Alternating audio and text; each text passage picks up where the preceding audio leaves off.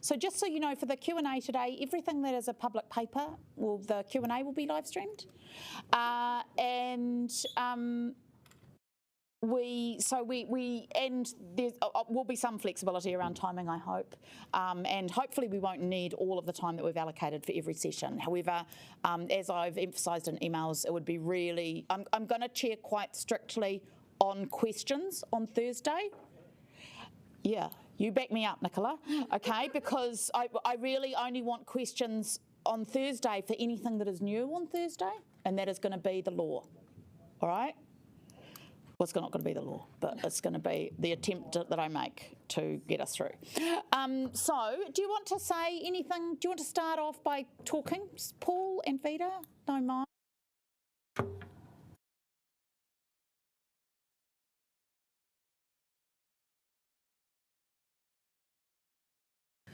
We've prepared a couple of slides just to really remember where we are, but most of the time we want to spend just answering your questions. We're just quickly going to go through how we got here and what the options were that we consulted on for you.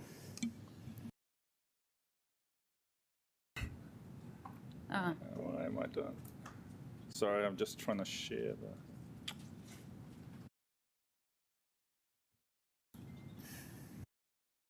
That should be there.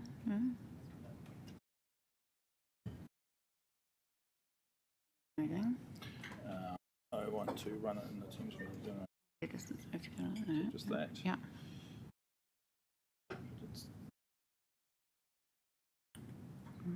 No. Yeah, I'll give it a go. You can start talking. I was going to make a joke about you're on the meter, Paul. That's my first and only mum joke for the day. $6. yeah. If you give me $6, I promise to make no more jokes. It's taken as two screens.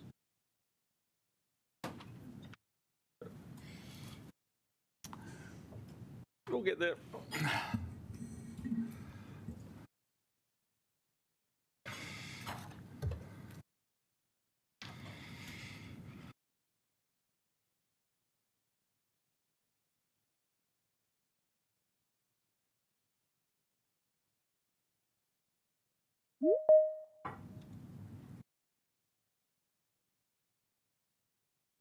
Apologies too that we didn't give you any set-up time. We went straight from one session to the next, so I understand. I prepared a presentation and everything.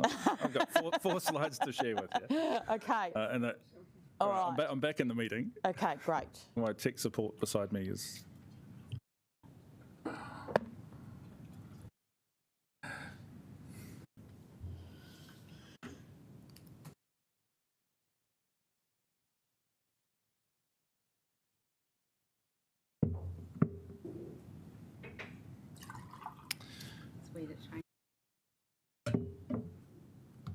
Yeah, I think what it. Can we email to DEM Services and get them to?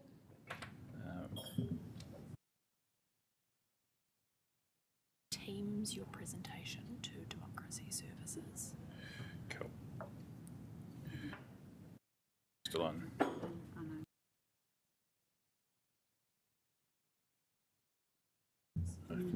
Anybody watching on the live stream is having a very boring time. Yeah.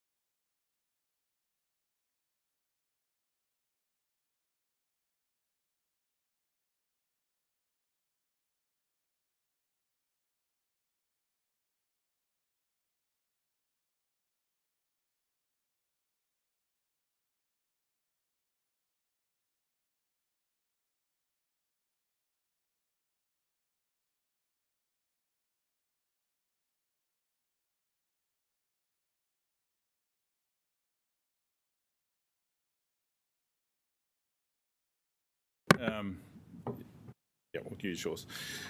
Look, so metered motorcycle parking, and the first, I had 4 slides. The first one was really around the timeline and when the thought of metering motorcyclists first came about. So, I mean, really it came about years and years ago. I was involved back in about 2011 when there was a proposal then.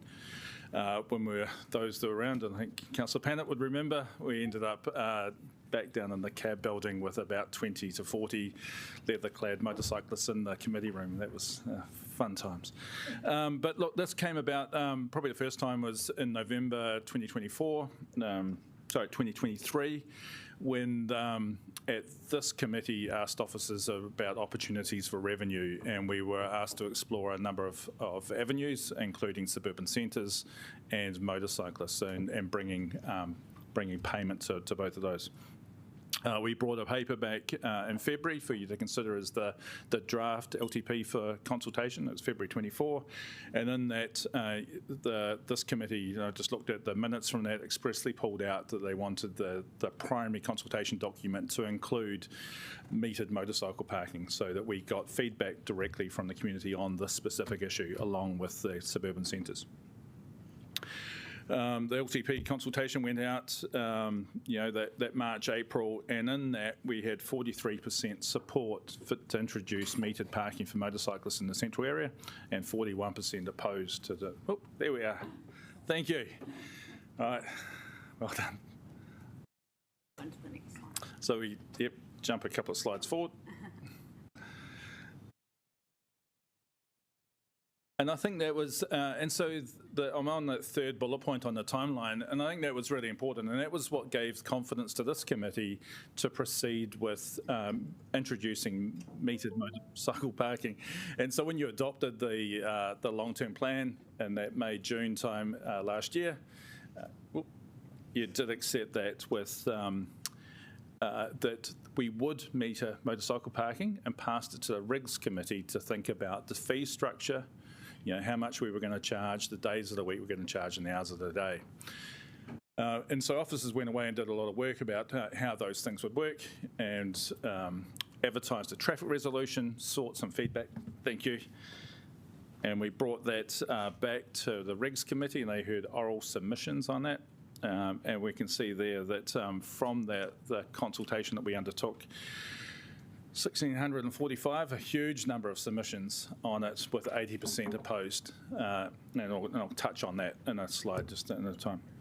I said Regs heard the orals for it, and then now it's been referred to this committee for its consideration of the traffic resolution. So, and it's been brought here because the considerations of not getting the full revenue would need to be borne out by this committee rather than by the Regs committee.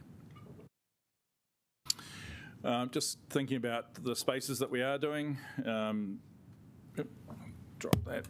So we've got 68 formal motorcycle bays, and any new bays that would be added inside that, the map on the left, they would all by default become metered. And then we also have to think about those informal bays that we've got, tidying them up to make more of them.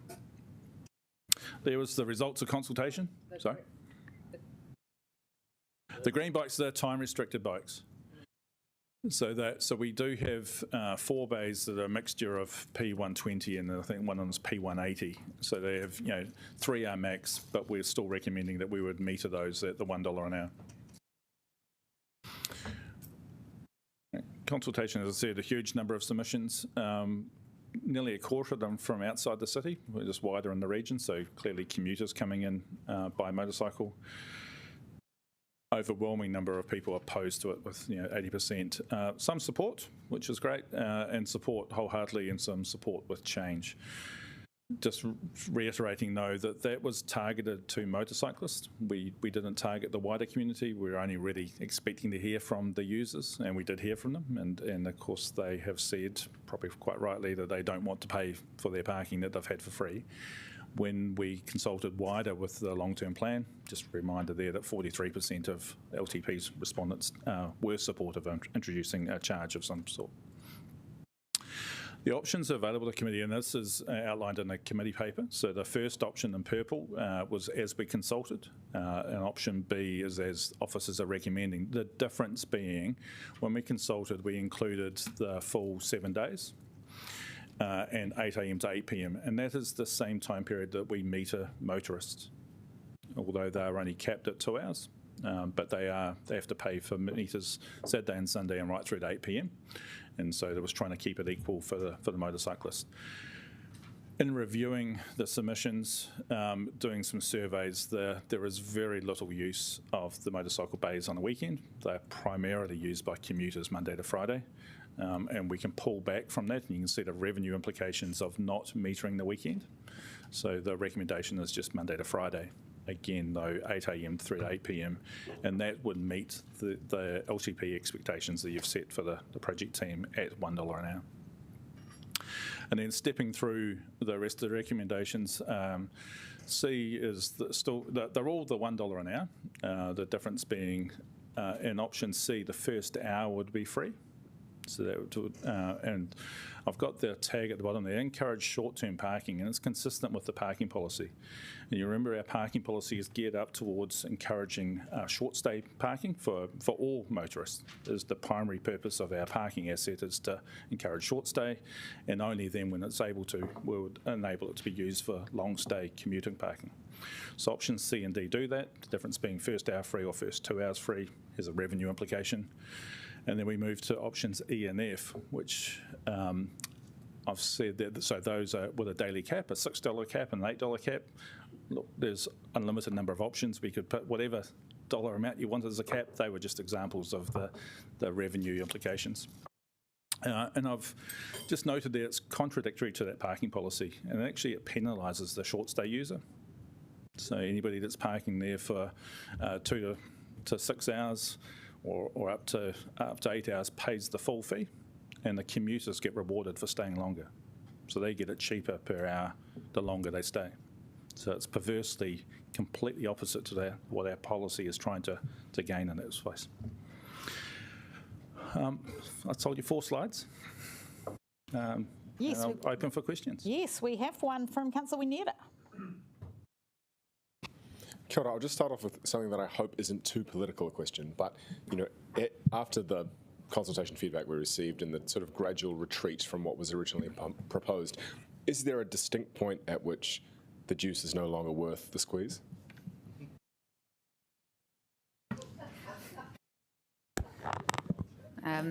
I guess that is up to you all through the LTP process to decide how you prioritise getting funding and then how you use it. Can I ask that question though, if even under the option E, there is an increased revenue above the cost of administering the scheme? Yes. No. So the revenue, the enforcement implications are consistent across all of them. There might be, we're happy that the revenue implications are consistent across all. We are freeing up our parking wardens to focus in the central city. So we have wardens in the city. They are enforcing these areas. There is no more, we wouldn't hire more enforcement. It is the current enforcement would be used to do this. Just wanted, because I asked that question and you said no, there's more revenue than cost coming from even any of these options. This is just the revenue line. The cost has been taken out of it because that's a sunk cost and it's an existing cost. Yeah, sorry, just revenue. Thank you. Councillor McNulty. I'll juggle my questions around just a minute. So parking officers are going to be doing substantively more checking because you're talking about 60 to 80 motorbikes where you might have 5 or 6 vehicles traditionally, and we're still banking that there is no increase in enforcement costs required whatsoever. We can confirm that. Kevin, unfortunately, isn't here today, Kevin Black, but that was the understanding we had from Parking Services, that they have the resources to be able to manage the introduction of metered parking. And that's, I guess, just another one for Kevin then. So our usual recuperation of revenue is about 50%. That's on parking charges and motorcycles. You take revenue less the enforcement. But this is just purely revenue. 900K extra money, but not 450K offset against that, even though that's consistent with the rest of our parking revenues. We can double check that with Kevin, but that is our understanding. Yes, this is revenue. Okay, I've got one more, and then I'll go back on the list, please. If a decision's contrary to the parking policy, does that not mean that the parking policy should then be updated if councillors choose to do something in the option E or F space if we're on Thursday? Yeah, that is one option that you could do. When it was at Regs Committee, we had helped prepare an amendment along those lines saying, updating it based on the decisions that have been made throughout this training, because there's also things around EV charging, EV cars getting priority and things like that that we could remove from the parking policy. Okay, thank you. I'll come back on list facts. Young. So just in the interests of consistency, bearing in mind many motorbike, whatever you call them, bikies, will also have cars. Sometimes they'll come and buy a car, perhaps. Wouldn't it be more consistent to have exactly the same hours for free parking or not free parking for cars and for motorbikes, rather than having a different system for motorbikers? It's motorcyclists. Motorcyclists, thank you. And so that is why we went out with option A as consulted on, so that it was consistent with the times of day and days of the week that motorists are charged to park in the streets of Wellington. Why does that not get recommended? We pulled back on that, and that it was one of the things that, if I go back to the consultation, if I go back to what was in here in that light green, which was the proposed but would like changes, one of the changes was don't enforce on the weekend, or don't apply the fees on the weekend. So we've looked at that, and we believe that 5 days a week will still get the revenue. And so we can pull back and satisfy that cohort that asked us to pull back, but it's entirely up to the committee as to when you would like to apply. Okay, thank you. Deputy Mayor Foon. Yeah, I just want to understand more around if we are one of the first councils to charge for motorcycles, and if so, do you know what the reasons are that other councils haven't charged? In New Zealand, we will be the first, but we are talking with a number of other councils that are very keen to see how this goes here in Wellington. I won't name them; they haven't gone public with their proposals, but we're talking with colleagues around the country.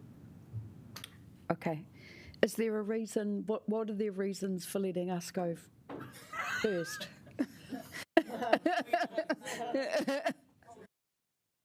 Yeah. We can answer that. I think, we got that instruction through the LTP when you were looking at revenue sources, and so I think other councils then saw that instruction come through to us and thought that would be interesting. Let's understand what that looks like in Wellington, and if it's something that we're interested in, then they might be interested as well. Okay, thank you. Just one more question, Chair. Have there been any talks with private parking organisations about the supply of motorcycle parking, like just to help that transition, perhaps? Yeah, look, while we haven't spoken directly to them, it's very clear that the implications of us charging a fee for the on-street assets then becomes a commodity that those parking buildings will undoubtedly try to cash in on. At $6 or $8 a day, if we were to be charging that for on-street, the off-street provision is potentially more secure, it's undercover, and they could then charge for it at a similar rate. At the moment, we're charging nothing. It's free to park on the street, and so it's really hard for those providers to compete with us, but they do. A number of the buildings do provide parking to offer that security and the cover. We think more of them will go into the buildings as it becomes so that will free up some of the spaces. So we've made an allowance for that when we calculated how many we might lose from the system. So the income isn't generated on every motorcyclist that's there now remaining there and paying the fee. We do expect some to move away from the on-street parking, as if you have to pay, you might as well get some provision undercover and look perhaps a little bit more secure. and we've accounted for it. I have myself next on the list. And just a question about enforcement. It may be a Kevin question, but I'm assuming, or would enforcement costs be lower because the parking is predominantly commuter parking, whereas car parking is predominantly short stay parking, so requires more levels of enforcement? You know what I mean? Like more frequently? Through you, Chair. To the Chair. Through me and to me. I don't think that follows, no. It doesn't? That's the relationship to enforcement costs, no.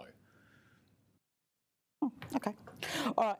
But, I mean, more parking officers, potentially more enforcement revenue, right? So there's a balance to play there.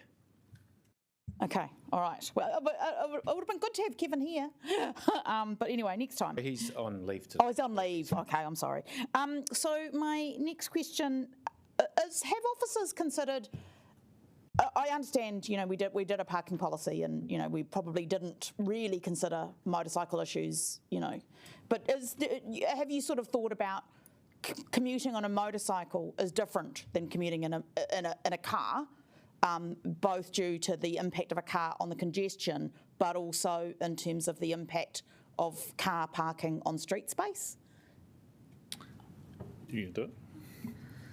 Yes, absolutely. So that was how we landed on the $1 an hour, which was looking at the space of a car park. You can fit around 5 motorcycles, and it's $5 an hour for cars. So in terms of that, we looked at making it equivalent in the cost.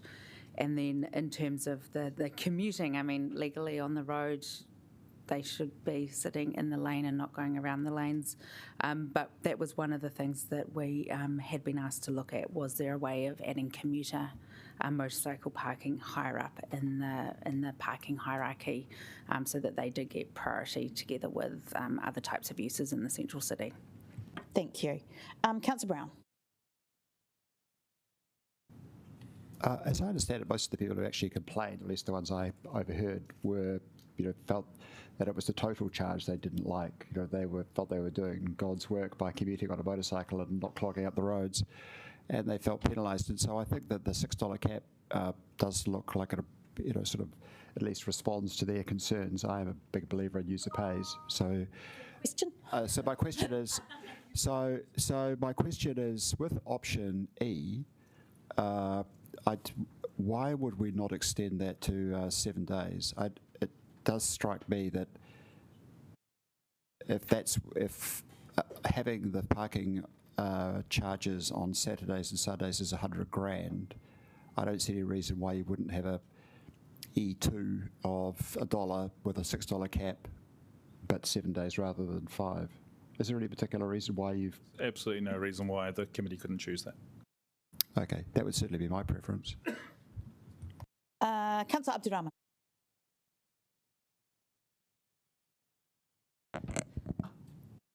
My first question is this part of the strategy for the city street transformation? No, this is, do you want to? Going right back, this is a direction from this committee for us to look at revenue implications for the city overall. So my question is, yes, as part of that city street transformation, or is specifically for revenue generation? Specifically for revenue generation, as instructed by this committee. Good. My second question is, regards to the parking wardens, the cost will be less. Is that because we bought a new flash car that got a camera on it to go around suburbs to ticket people, so we can bring parking wardens to the central city? Through you, Chair, you could phrase it that way. Okay. Yes. Thank you. Thank you. But just, to be clear, the car doesn't monitor motorcycle parking, it only monitors car parking. So we need walking wardens to be able to enforce motorcycle parking. No, just one follow-up. How much was the cost for that car and the whole fit-out? Sorry, could you repeat that, Councillor?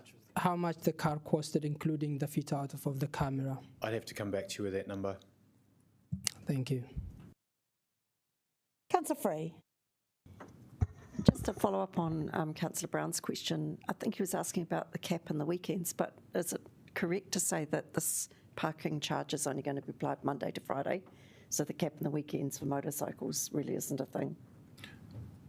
No, sorry. I think Councillor Brown is saying he wants the charge and the cap to apply 7 days a week. Oh, okay.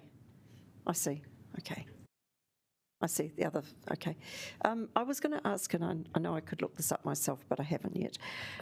The original consultation on motorcycle parking, I understand there was a little bit more, well, a lot more public support for it when we just asked a more general question. But when we heard from, when we did the oral submissions, of course, we got a lot of motorcyclists. Can you remind me if you know offhand, otherwise I will have to look it up. This was at the beginning of the presentation. Oh, good. Yeah. Okay, I'll have a look at the slides. You can remind us, Paul? So it's there, it's in the big green dot, and the 43% of the LTP submitters supported the introduction of paid parking for motorcyclists. Okay. While 80% of those directly asked about motorcycle opposed it. Oh, yeah, sure. Thank you. Councillor McNulty. Yeah, on the Friday hearings at Regs, when we were hearing the submissions, there was a motorbike stolen down the road from one of the spots while we were actually hearing about this. So there was a common refrain about we're not providing any level of service upgrades whatsoever with the implementation of a fee. Is that still correct? There will be no improvements in service. This is purely revenue? The instruction given to us was to raise revenue. It is only looking at introducing a meter fee. There would be an amendment. There would be some costs involved in. Yeah, and have there been any consultations in front of the Regs committee this triennium, like around cycleways, that have registered anything on the same level of opposition as we did through this traffic resolution? I don't think so off the top of my head, but I can look that up. Councillor Randall.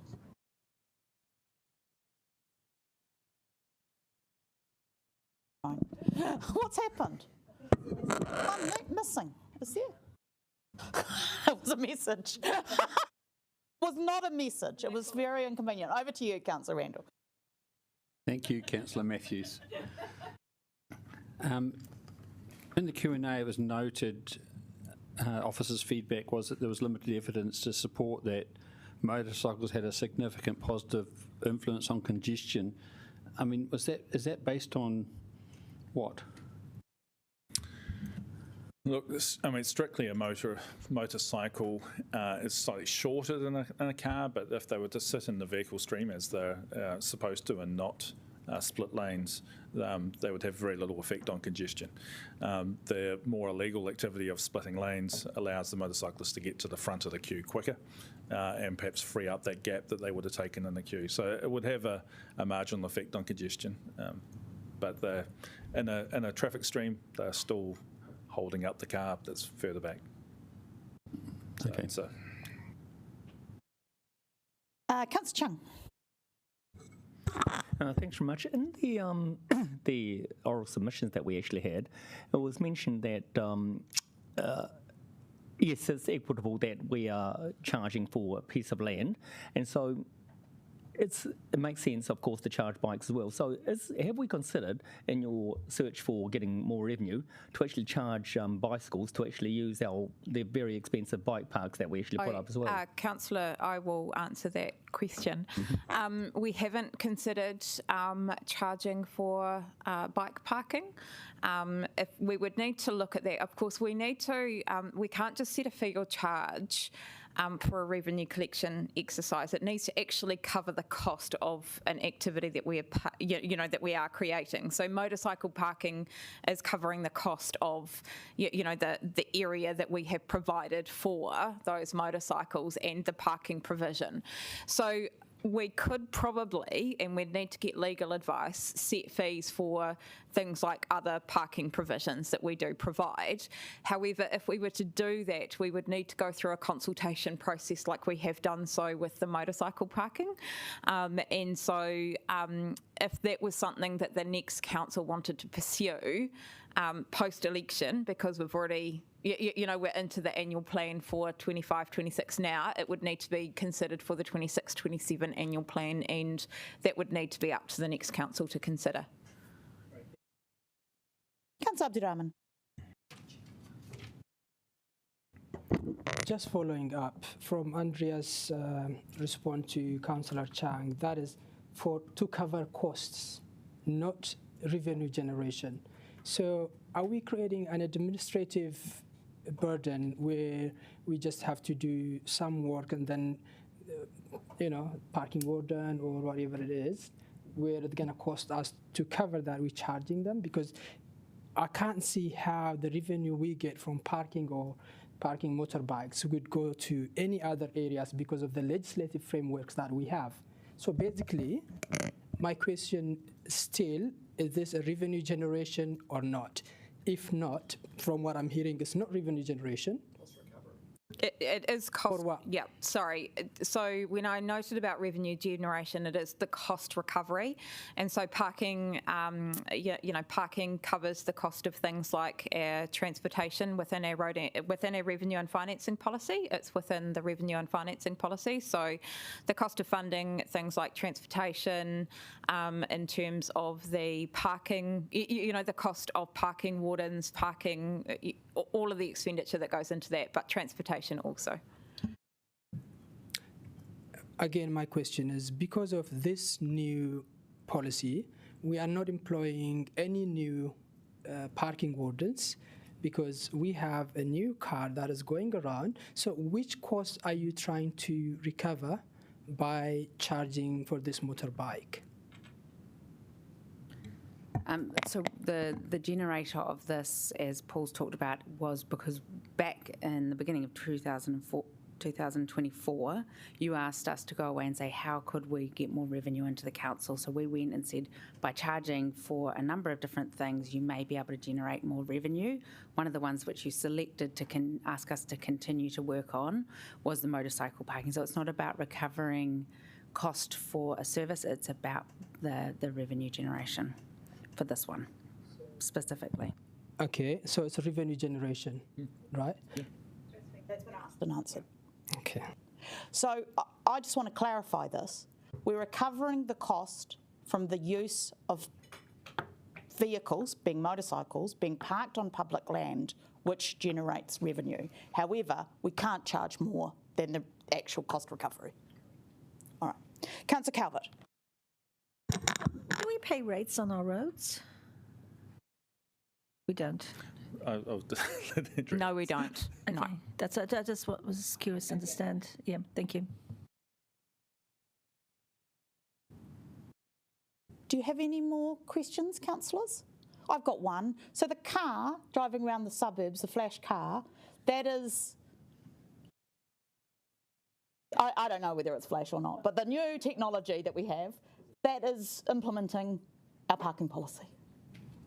That is correct, Chair, yes. Thank you. Oh, actually, I did ask how much it's costed. Maybe $100,000? Yeah, we're going to get that information for you. I'll get you that, Councillor. Yeah. Okay. Is that the cost? All right. I think there are no more questions. We are due for our next session, so let's just take a little cup of tea break. Thank you, team, and we'll turn off